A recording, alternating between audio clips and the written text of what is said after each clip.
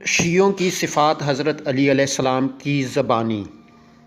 Number 1، ہر قسم کے حالات میں دین کا مددگار اور مسلمانوں کی مدد کے بارے میں فکر مند رہتا ہے۔ وہ مومنین کے اطمینان کا مرکز اور مسلمانوں کی پناہ گاہ ہوتا ہے۔ نمبر 2، اگر اس کی تعریف کی جائے تو یہ تعریف اس کے کانوں کے ذریعے دل پر اثر نہیں کرتی، اور نہ ہی اس کے دل کو لالچ ہوتا ہے کہ جس کے سبب وہ اپنی ذمہ داریوں کے برخلاف کوئی قدم اٹھائے۔ نمبر 3، ایسی وسعت نظر رکھتا ہے کہ جس کا فائدہ لوگوں کو پہنچتا ہے خود کو سب سے حقیر سمجھتا ہے۔ نمبر 4، سخی ہے لیکن نہ تو اس قدر کہ اسراف کرے، اور ہرگز کسی کو دھوکہ و فریب نہیں دیتا، اور نہ ہی کسی کی محنت کو پامال کرتا ہے۔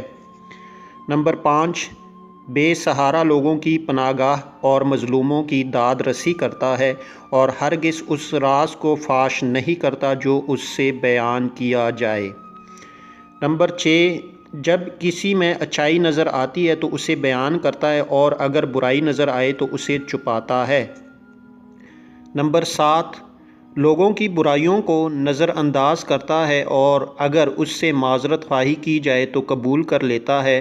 لوگوں کے متعلق دل میں نیک گمان رکھتا ہے جبکہ خود کو ملامت کرتا ہے۔